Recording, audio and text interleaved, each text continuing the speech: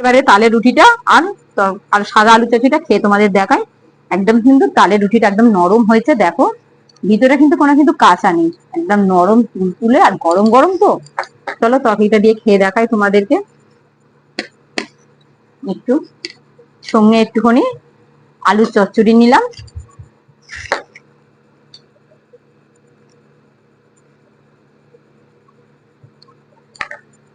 Perfect একদম তালের রুটির সঙ্গে আলুর চচ্চড়িটা তো দারুণ হয়েছে।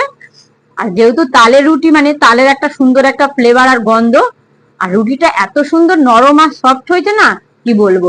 অবশ্যই কিন্তু একবার হলেও কিন্তু এই তালের সময় কিন্তু অবশ্যই কিন্তু তালের রুটিটা একবার হলেও কিন্তু খেয়ে কিন্তু দেখবে, দারুণ হয়েছে তালের রুটিটা।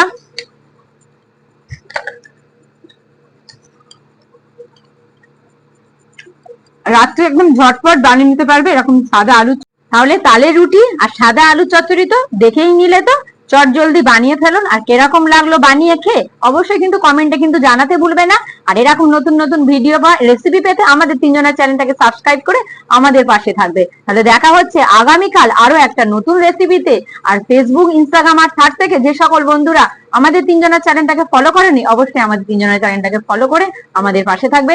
তাহলে আজকের মতন রেসিপি এখানেই শেষ করলাম। সবাইকে বলি শুভরাত্রি।